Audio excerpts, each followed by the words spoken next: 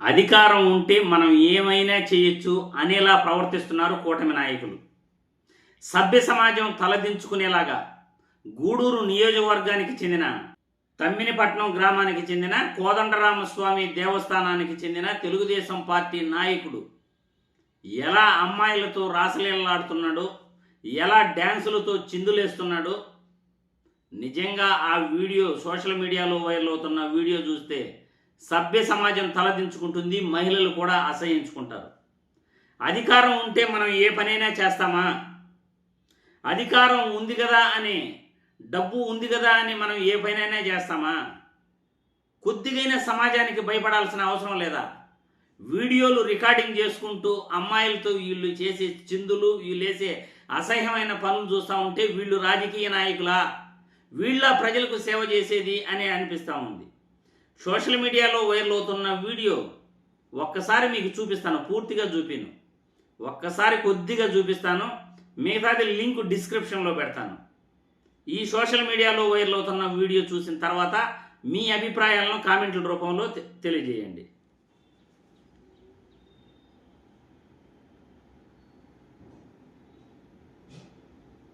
Music అవసరం లేదులేండి. గూడూరు నియోజకవర్గానికి చెందిన తమ్మినిపట్నంకు చెందిన తెలుగుదేశం పార్టీ నాయకులు కోదండరామస్వామి ఆలయానికి చెందిన చైర్మన్ కూడా అంట ఎలా చిందులేస్తున్నారో చూడండి అమ్మాయిలతో. నాగిని డ్యాన్స్, సౌండ్ అక్కర్లేదులేండి, నాగిని డ్యాన్స్ చేస్తూ ఉన్నారు.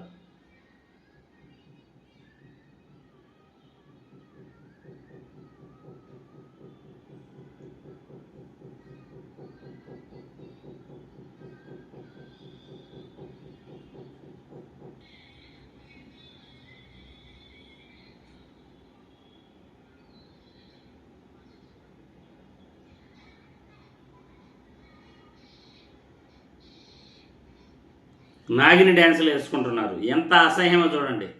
ఇక పూర్తిగా వీడియో చూస్తే జనాలు భయపడతారు.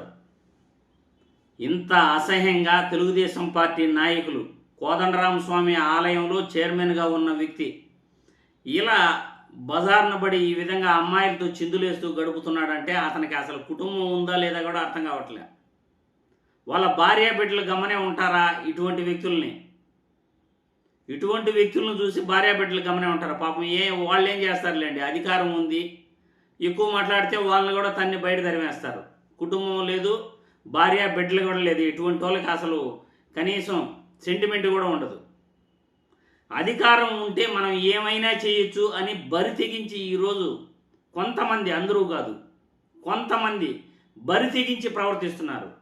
ఇటువంటి వాళ్ళను ముఖ్యమంత్రి గారు, ఉప ముఖ్యమంత్రి గారు చూస్తూ ఊరుకుంటారా అని నేను ఈ వీడియో ద్వారా ప్రశ్నిస్తున్నాను. మరి ప్రజలు మీ అభిప్రాయాలని కామెంట్ల రూపంలో తెలియజేయాల్సిందిగా వీడియో ద్వారా కోరుతున్నాను.